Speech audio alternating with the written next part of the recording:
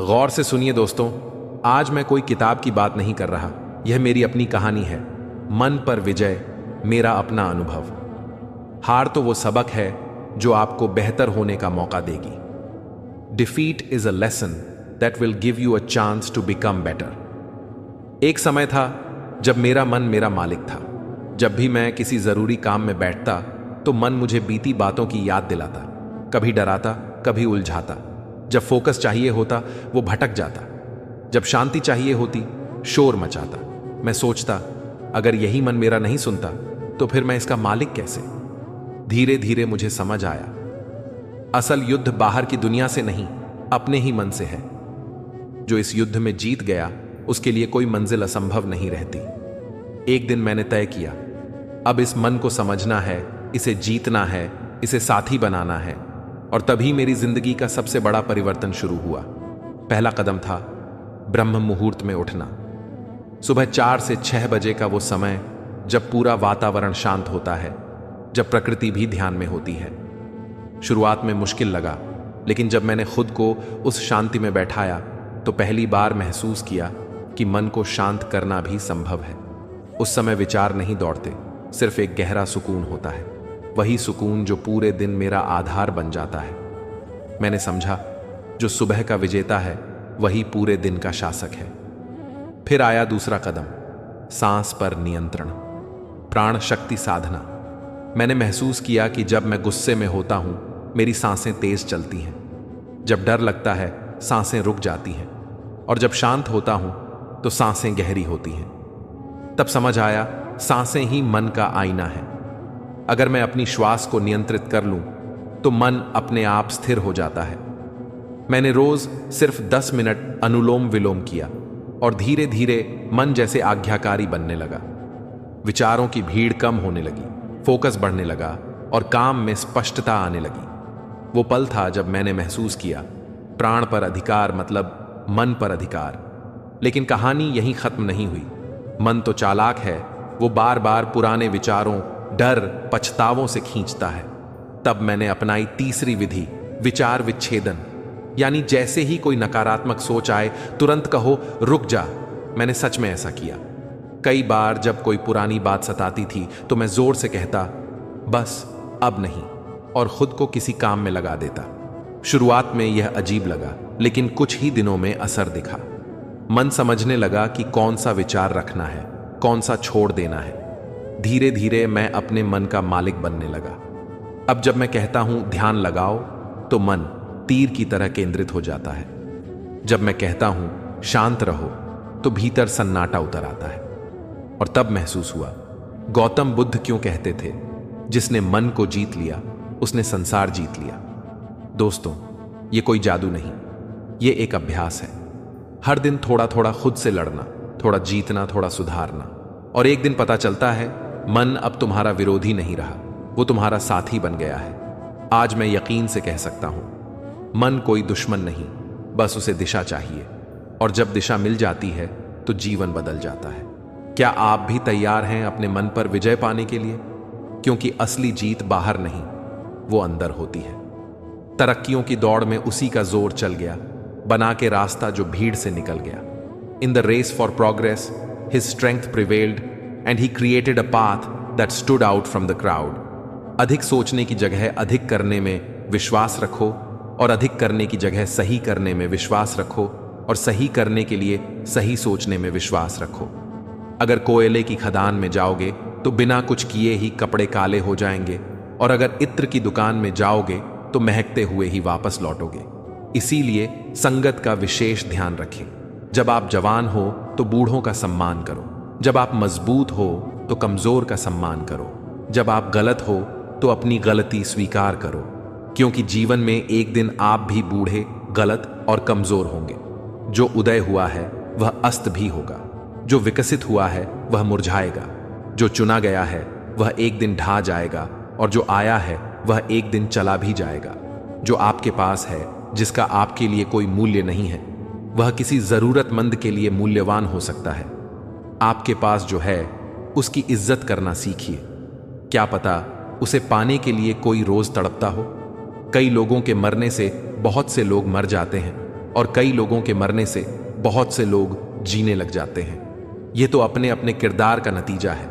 भाव संभालने से मन संभल जाता है, शब्द संभालने से वाणी संभल जाती है, और व्यवहार संभालने से रिश्ते संभल जाते हैं। इंसान को औकात से ज्यादा मिल जाए तो वह भी रिश्तों को तोड़ना शुरू कर देता है। नतीजा आहिस्ता आहिस्ता पेड़ फल से वंचित हो जाता है और इंसान रिश्तों से। ध्यान से सोचना इस बात को।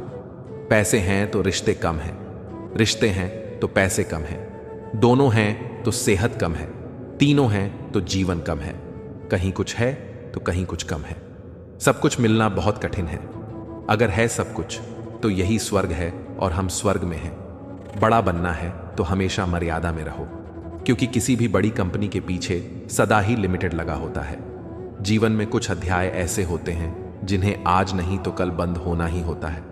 इसीलिए जो जाना चाहता है उसे जाने दीजिए। जबरदस्ती पकड़कर उसे अपने जीवन में रखने का क्या लाभ। अगर आप ऊंचाई पर पहुंचना चाहते हैं तो आपको हर उस बात से, हर उस चीज के बोझ से मुक्त होना होगा जो आपको नीचे की तरफ खींचती है। समय ना तो यह कहता है कि धीरे चलिए, ना यह कहता है कि तेज चलिए। वह तो सिर्फ यह कहता है कि मेरे साथ चलिए। समय और शब्द दोनों का उपयोग लापरवाही से मत करो।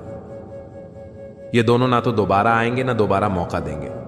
जब समय तुम्हारा इंतजार नहीं करता तो तुम समय का इंतजार क्यों करते हो?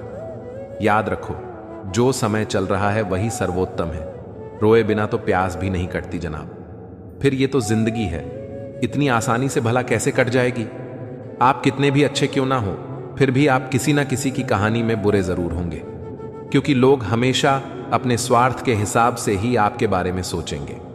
अगर कोई आपकी कीमत ना समझ सके तो निराश मत होना, क्योंकि कबाड़ के व्यापारी को हीरे की परख नहीं होती। जीवन में पैसा बहुत कुछ होता है पर सब कुछ नहीं होता। पर जो इंसान बहुत कुछ को सब कुछ समझ लेता है उसके पास आखिर में कुछ भी नहीं बचता।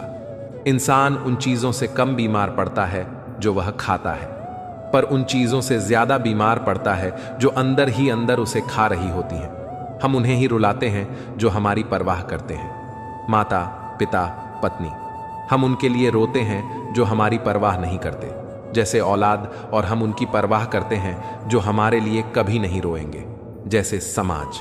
इंसान बड़ा हुआ तो बचपन भूलता है, शादी हुई तो माता पिता को भूलता है, बच्चे हुए तो भाई बहन को भूलता है, अमीर हुआ तो गरीब को भूलता है, और जब बूढ़ा हो जाता है तो भूली हुई सारी बातें याद करके रोता है। कुछ रास्तों पर आपको अकेले ही चलना होता है। वहां ना परिवार होता है, ना दोस्त होते हैं, ना संबंधी होते हैं। वहां होते हैं तो बस आप और आपकी हिम्मत। याद रखना कि जिंदगी खेलती भी उसी के साथ है जो बेहतरीन खिलाड़ी होता है। सही करने की हिम्मत उसी में होती है जो गलती से नहीं डरते। किसी को कष्ट में देखकर अगर तुम्हें भी कष्ट होता है तो समझ लेना कि तुम्हारी आत्मा में परमात्मा विराजमान है। पैसों से सिर्फ पेट भरता है, दिल तो आज भी भावनाओं का ही मोहताज है। जिनकी आंखें आंसुओं से नम नहीं, क्या समझते हो उन्हें कोई गम नहीं। तुम तड़प कर रो दिए तो क्या हुआ? गम छुपाकर हंसने वाले कम नहीं। जब कोई हमेशा हंसता मिले तो जरूरी नहीं कि उसे कोई गम नहीं हो सकता है कि उसने अपने गमों के साथ जीना सीख लिया हो।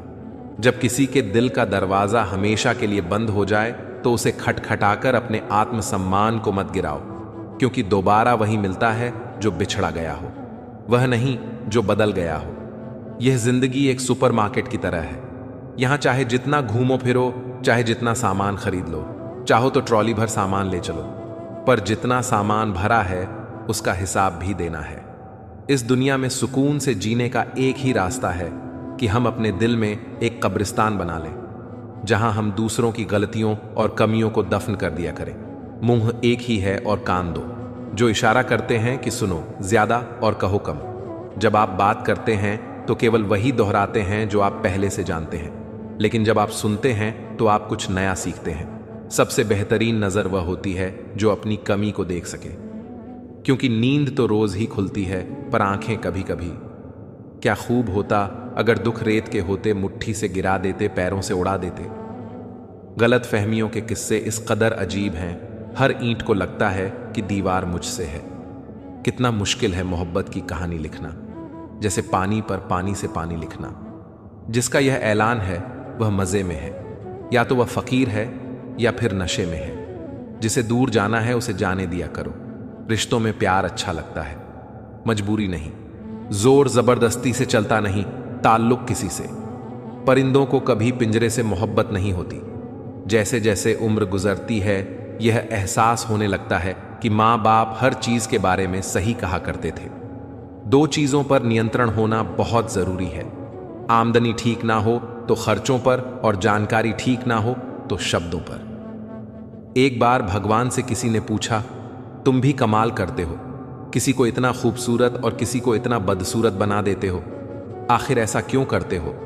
भगवान ने मुस्कुराकर कहा, मैं जब मिट्टी गढ़ता हूं तो सुंदरता और कुरूपता का अनुपात सभी के लिए बराबर ही लेता हूं, पर किसी में सुंदरता बाहर रह जाती है और किसी में भीतर। जो मिला है उसमें सुकून ढूंढिए साहब, जो नहीं मिला वह तो दर्द देता ही रहेगा। कागज की कश्तियों में सवारी का शौक था, अब शिकायत यह है कि किनारा नहीं मिलता। मैं सूरज के साथ रहकर भी भूला नहीं अदब। लोग जुगनू का साथ पाकर मगरूर हो गए। अपनी रोशनी की बुलंदियों पर कभी ना इतराना। चिराग सबके बुझते हैं, यह हवा किसी की नहीं। मौजों से खेलना तो सागर का शौक है, लगती है कितनी चोट किनारे से पूछिए। जब मैंने मन को थोड़ा काबू में करना शुरू किया तो एक दिन मैंने खुद से पूछा, क्या मेरा मन सच में शांत है या सिर्फ कुछ देर के लिए दबा हुआ? इस सवाल ने भीतर एक हलचल मचा दी, क्योंकि मैंने देखा मन कई बार शांत दिखता है लेकिन भीतर कहीं ना कहीं उथल पुथल चलती रहती है। वो जैसे किसी मौके का इंतजार करता है कि कब मैं डीला पड़ूं और वो फिर से कूद पड़े। तब मैंने खोजी चौथी विधि, ध्यान साधना। ध्यान का मतलब सिर्फ आंखें बंद करना नहीं, बल्कि अपने भीतर उतर जाना। पहले कुछ दिनों में मैं बेचैन हो जाता था। 5 मिनट बैठना भी मुश्किल लगता था। विचार आते, भागते, डराते। लेकिन मैंने ठान लिया था, अब भागना नहीं है। मैं हर दिन बस शांति से बैठता रहा। धीरे धीरे विचारों की गति कम होने लगी। मन जैसे एक शांत झील बन गया। और तभी मुझे समझ आया, फोकस बाहर नहीं मिलता, वो भीतर पैदा होता है। जो भीतर शांत है वही बाहर सफल है। फिर आया 5वां रहस्य, आत्मसंवाद। हम रोज सैकड़ों लोगों से बात करते हैं, लेकिन खुद से कितनी बार बात करते हैं? एक दिन मैंने आईने में देखकर कहा, अब मैं अपना मालिक हूं। पहले तो यह बात अजीब लगी, लेकिन जब मैंने हर दिन खुद से यही कहा तो भीतर कुछ बदलने लगा। मन अब उतना विरोध नहीं करता था, वो सुनने लगा।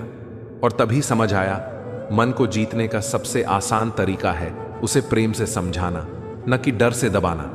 अब मेरे लिए ध्यान लगाना आसान है, फैसले लेना स्पष्ट है, और सबसे बड़ी बात, अब मैं अपनी सोच का गुलाम नहीं, अपनी सोच का निर्माता हूं। जब मैं सुबह उठता हूं तो मेरा मन कहता है, चलो आज भी जीतते हैं। और यही भावना मेरे हर दिन की शुरुआत बन चुकी है।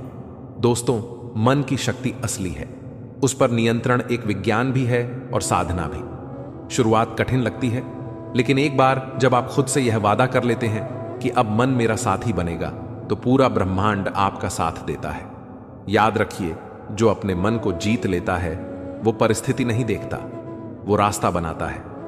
क्योंकि जब मन शांत होता है तो दुनिया की हर आवाज साफ सुनाई देती है। वो आवाज जो भीतर से कहती है, तुम कर सकते हो। कदम छोटे हो या बड़े, रुकने नहीं चाहिए, क्योंकि मंजिल पाने के लिए चलते रहना बहुत जरूरी है। In English language, whether the steps are small or big, one should not stop, because it is very important to keep moving to reach the destination. जब मन जीता तो जीवन बदल गया। एक दिन मैं सुबह ध्यान में बैठा था। बाहर हल्की रोशनी थी, सूरज बस उगने ही वाला था। हवा में ठंडक थी, पर भीतर एक आग थी, कुछ हासिल करने की, खुद को समझने की। उस पल मुझे एहसास हुआ, जिस मन से मैं इतने साल भागता रहा, वो मेरा दुश्मन नहीं था, वो बस दिशा चाहता था। जब मैंने उसे समझना शुरू किया, वो मेरे साथ चलने लगा, और उस दिन से मेरे जीवन का हर पहलू बदल गया। अब काम करते वक्त ध्यान भटकता नहीं। अब मैं मोबाइल के नोटिफिकेशन का गुलाम नहीं। अब मैं सुबह उठने के लिए अलार्म पर निर्भर नहीं, क्योंकि अब मेरा मन खुद कहता है, चलो आज फिर एक नई जीत लिखते हैं। धीरे धीरे मैंने देखा, सिर्फ मेरा फोकस नहीं, मेरा आत्मविश्वास भी बढ़ने लगा। वो काम जो पहले असंभव लगता था अब सरल लगने लगा। लोग पूछते हैं, कैसे इतना शांत रहते हो? मैं मुस्कुरा देता हूं, क्योंकि अब तूफान बाहर नहीं, भीतर थम चुका है। और सच बताऊं दोस्तों, जब मन शांत हो जाता है तो जिंदगी का हर उत्तर अपने आप मिलने लगता है। अब मैं समझता हूं क्यों कहा गया, मने मनुष्याणा कारणम बंध मोक्षयो। मन ही बंधन है और मन ही मुक्ति है। अब मैं हर सुबह उठकर खुद से बस यही कहता हूं, आज मेरा मन मेरा साथी है। और यह एक वाक्य हर दिन को जीत में बदल देता है। अगर आप भी थक चुके हैं अपने ही विचारों से, अगर आपको लगता है कि मन आपका साथ नहीं देता, तो बस शुरुआत कीजिए। हर दिन थोड़ा थोड़ा खुद पर काम कीजिए, क्योंकि मन कोई दुश्मन नहीं है, बस उसे दिशा चाहिए। और जब दिशा मिल जाती है तो वह आपको वहां ले जाता है जहां आपने कभी सोचा भी नहीं था। याद रखिए, जिसने मन को जीत लिया उसने खुद को पा लिया, और जिसने खुद को पा लिया उसके लिए कोई भी मंजिल दूर नहीं। आपको अपने मन से विजय प्राप्त करने के लिए मन का कहना नहीं, जबकि वह करना होगा जो उचित हो, उसे केंद्रित करके विजय प्राप्त करें। मन को अपनी मनमानी नहीं करने दें, जबकि उसे कुछ नियमों से बांधे। जो आपके लिए अच्छा है उसे ही करें। यदि आप हमेशा अपने मन की सुनेंगे तो यह सही नहीं है। मन को शांत रखें तथा हमेशा खुद को यह एहसास दिलाएं कि कुछ भी हो, हमारा मन सबसे बेहतर है। खुद को कुछ अच्छी आदतों में, अच्छे नियमों में इस प्रकार बांध लें कि हमारा मन हमारे मुताबिक ही रहे। यदि मन किसी गलत राह पर चल रहा हो तो उसे उस तरफ से हटा के सही तरफ लाने की कोशिश करते रहे। मन को भटकने से बचाने के लिए मन की भावनाओं को महसूस करें और फिर उस पर कुछ ऐसा करने को सोचें जिससे आपके मन को भी शांति मिले और वह भटके भी नहीं। Hard work never goes in vain, after every storm there sunshine again. Winners are not born, they are made through struggles, patience and a sharpened blade. मन के मुताबिक कार्य करना सही भी है और गलत भी, पर कई बार ऐसा होता है कि हम खुद के मन पर कुछ ज्यादा निर्भर हो जाते हैं और उसी के मुताबिक कार्य करने लगते हैं। ऐसा करके मन हमसे जीत जाता है। पर आप सोचें कि मन आपसे बड़ा है या आपको अपने मन से विजय होना चाहिए। इसलिए कोई भी कार्य जो अनावश्यक हो किंतु आपका मन उसे करने के लिए उत्साहित हो, तो उस जगह आपको खुद के मन को कंट्रोल करने की अधिक आवश्यकता होती है। तब आपको अपने मन से बढ़कर बनना चाहिए और विजय प्राप्त कर लेना चाहिए। हे पार्थ, क्या तू जानता है सच्चा धन क्या है? वह सोने चांदी में नहीं, उस हृदय में होता है जो दूसरों के दुख को अपना समझे। माधव का हृदय वैसा ही था। एक दिन उसे मार्ग में एक घायल कुत्ता मिला। लोगों ने उसे भगाया, पत्थर मारे, पर माधव ने उसे गोद में उठाया, अपने फटे कपड़े से उसके घाव बांधे और अपने भाग्य के भोजन से उसे खिलाया। मैं वासुदेव उस समय वहीं एक पीपल वृक्ष के नीचे खड़ा था और उस बालक को देख मेरी आंखें प्रसन्नता से भर आईं। मैंने देखा कि यद्यपि उसके पास कुछ नहीं था, फिर भी वह देने में सबसे आगे था। हे अर्जुन, समय किसी को भी बिना आजमाए नहीं छोड़ता। जैसे अग्नि सोने की शुद्धता परखती है, वैसे ही जीवन साधक की सच्चाई परखता है। माधव का जीवन सरल था, परंतु ईश्वर की कृपा प्राप्त करने के लिए सरलता पर्याप्त नहीं, उसमें सत्य, श्रम और सेवा का संग होना चाहिए। एक दिन गांव में सूखा पड़ गया, वर्षा रूठ गई, न खेतों में हरियाली रही, न कुओं में जल। गांव के कई लोग शहरों की ओर चल दिए, पर माधव ने मां का हाथ थामा और कहा, मां, मैं इस भूमि को नहीं छोड़ूंगा, यही मेरी कर्म भूमि है। ईश्वर ने चाहा तो यहीं से अन्न उगेगा और हमारी आशा भी। हे कुंती पुत्र, देख, एक निर्धन बालक ने जो त्याग नहीं किया, वही उसकी सबसे बड़ी परीक्षा बन गई। अब उसका कार्य और कठिन हो गया। सुबह से शाम तक वह सूखी भूमि में हल चलाता, मिट्टी से बात करता जैसे वह उसकी संतान हो। कुछ लोग हंसे, कुछ ने ताने मारे, पर माधव के कानों में केवल मां की आशा और उसके मन में मेरी स्मृति गूंजती रही। एक दिन बहुत थक कर वह वृक्ष के नीचे बैठा और बोला, हे माधव के माधव, क्या मैं सच में अकेला हूं? क्या मेरी मेहनत व्यर्थ जाएगी? हे अर्जुन, उस क्षण मैंने अपना अदृश्य हाथ उसके मस्तक पर रखा। उसने मुझे नहीं देखा, पर उसकी आत्मा ने अनुभव किया। वह उठ खड़ा हुआ, और अगली सुबह फिर हल लेकर निकल पड़ा। गांव में एक सेठ आता था जिसने कई किसानों से जमीन गिरवी रखवा ली थी। माधव के पास जमीन तो थी पर कोई कागज नहीं, कोई अधिकार नहीं। सेठ ने कहा, बचपन से देख रहा हूं तुझे लड़का बड़ा नेक है, पर जमाना नेक लोगों का नहीं होता। यह जमीन मुझे दे दे और शहर जा, वहां होटल में बर्तन मांजेगा तो भी पेट भर जाएगा। माधव ने मुस्कुराकर उत्तर दिया, सेठ जी, भूख मैं सह लूंगा, अपमान भी सह लूंगा, पर यह भूमि मेरी मां है और मां को गिरवी नहीं रखा जाता। हे पार्थ, जब कोई बालक अपनी मां को भूमि मानने लगे, समझो वह बालक साधारण नहीं, वह ब्रह्म की चेतना का वाहक है। फिर क्या हुआ अर्जुन? उस रात बहुत तेज आंधी आई, कई घरों की छतें उड़ गईं, माधव की झोंपड़ी भी ढह गई। पर तू जानता है वह बालक क्या कर रहा था? वह दूसरे घरों की छतें बचाने में व्यस्त था। फटे कपड़ों में, नंगे पांव, हाथ में रस्सी लेकर वह लोगों के छप्पर बांध रहा था। स्वयं के लिए कुछ न किया। सुबह जब सूरज निकला तो गांव के कई लोग उस छोटे बालक की ओर देखने लगे, जैसे कोई संत आया हो। हे पार्थ, संसार में जब कोई भक्त सच्चे मन से सेवा करता है, अपने दुखों को भूलकर दूसरों के आंसू पोंछता है, तो मैं वहां बिना बुलाए पहुंचता हूं। माधव का गांव अब उस तूफान से धीरे धीरे उभर रहा था, पर माधव की झोंपड़ी अब भी टूटी पड़ी थी। मां को उसने एक कोने में बिठाया था और ऊपर टाट की चादर बांध दी थी, पर उसका चेहरा प्रसन्न था, जैसे कुछ भी न टूटा हो। एक दिन दोपहर की घड़ी में जब सूरज अपनी तेजी में था, गांव की पगडंडी से एक वृद्ध साधु आता दिखा। पीले वस्त्र, जटाझूट, हाथ में कमंडल और आंखों में असाधारण तेज। कोई उसे पहचान न पाया, पर माधव दौड़कर आया और उनके चरणों में गिर गया। स्वागत है बाबा, आपकी सेवा का अवसर दीजिए, उसने कहा।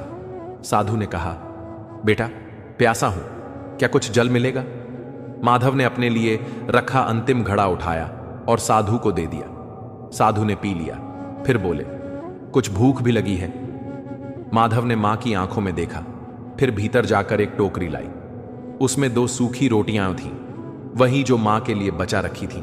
उसने वह भी साधु को दे दी। साधु मुस्कुराए पर कुछ बोले नहीं। वे धीरे धीरे चले गए। गांव के कुछ लोगों ने देखा, बोले, कैसा मूर्ख लड़का है, अपना सब कुछ उस अजनबी को दे दिया। पर हे धनंजय, तू जानता है वह साधु कोई और नहीं, मैं स्वयं था। माधव की करुणा ने मुझे बाध्य कर दिया कि मैं उसकी परीक्षा स्वयं आकर लूं। उस रात माधव एक टूटी हुई चारपाई पर मां के साथ बैठा था। मां ने पूछा, बेटा तेरे पास कुछ नहीं है, फिर भी तू इतना प्रसन्न क्यों है? माधव ने उत्तर दिया, मां, जब मैं किसी भूखे को रोटी देता हूं, मुझे लगता है जैसे ईश्वर स्वयं खा रहे हैं। मुझे क्या चिंता? हे पार्थ, यह वही भाव है जिससे मैं प्रसन्न हो जाता हूं। मैं न सोने की थाल में पूजा चाहता हूं, न राजसी भोग। मुझे चाहिए केवल शुद्ध भाव, और माधव में वह अगाध था। अगली सुबह गांव में चमत्कार हुआ। वही सूखी भूमि जो वर्षों से बंजर थी, उसमें हरियाली उग आई। एक कोने से जल की धारा फूट पड़ी। माधव के खेत में छोटी छोटी हरी पत्तियां अंकुरित होने लगी। गांव वाले चकित थे, पूछने लगे, क्या यह साधु का आशीर्वाद है? माधव बोला, नहीं, यह उस मां का आशीर्वाद है जिसकी सेवा मैंने की, और उस ईश्वर का प्रताप है जो भूख में भी मुस्कुरा देता है। हे अर्जुन, माधव ने जो दिया वह थोड़े में बहुत था, और मैंने जो लिया वह बहुत में भी थोड़े से कम था। मैं संतुष्ट हुआ और वहां से लौट गया, परंतु मन में यह संकल्प किया कि एक दिन मैं उसे अपने स्वरूप में दर्शन दूंगा। हे अर्जुन, जब मनुष्य का कर्म शुद्ध होता है और उसकी निष्ठा अडिग, तब प्रकृति स्वयं उसके पक्ष में खड़ी हो जाती है। वर्ल्ड स्टोरी 7 में आपका स्वागत है। अगर आपको यह कहानी मोटिवेशनल लगी तो कमेंट में जय श्री कृष्ण जरूर लिखें।